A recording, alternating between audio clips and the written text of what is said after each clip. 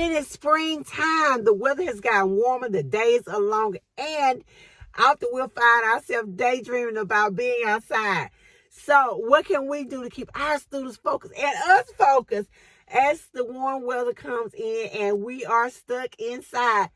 Tell you what we're going to do. We're going to bring spring and the outdoors inside of our classroom. Let's talk about some things that we can do to make sure that we're making the most of our warm spring weather. One of the things we can do is if we can get outside, if we're allowed to go out, then let's take our students out. Nature walks are a great way to introduce our students to nature. And no, I don't mean you have to take them off on a trail hunt through the woods. And if you live in the city and you don't have a lot of nature, you can still take them out maybe to the playground or somewhere and let them enjoy nature.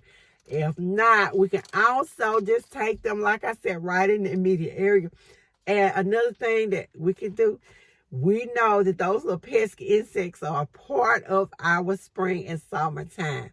So we can help bring spring back into our classroom by having our students keep an insect journal. That means they'll go out and observe some insects and keep a journal on what they see.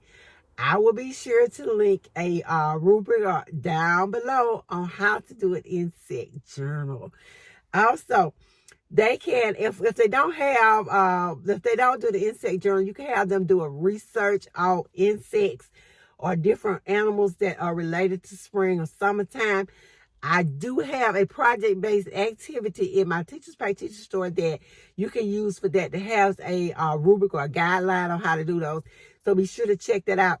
One of my favorite things to do with my students was the spring photo journal. So what I had my students do, they would find an object or thing, a picture of something that was totally spring related, and they would write me why they chose that picture. They would tell why this picture represents spring.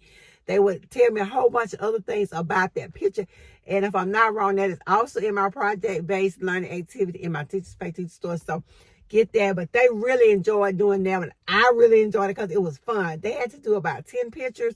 And so they would go find these and they would do, and they really, really liked these. So consider doing that. Let's not forget our crafts.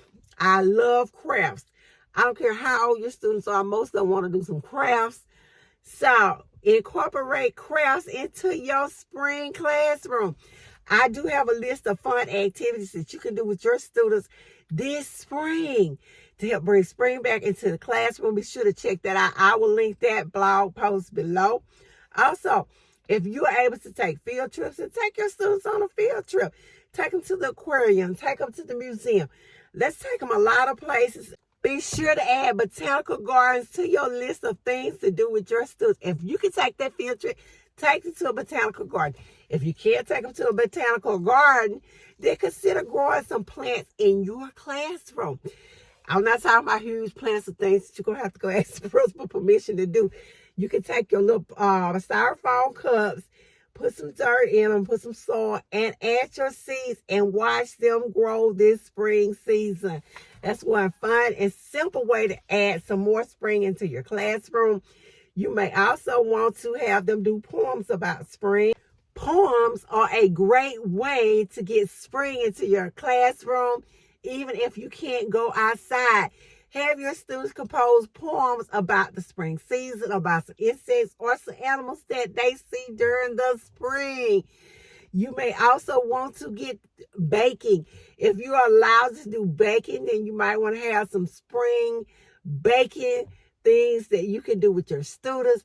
But regardless of what you decide to do, don't get stuck just because you're inside. Don't let your students stare at you bored to death. You be sure to check out my blog post and read some other things that you can do to celebrate spring this season. And guys, I will see you in the next video.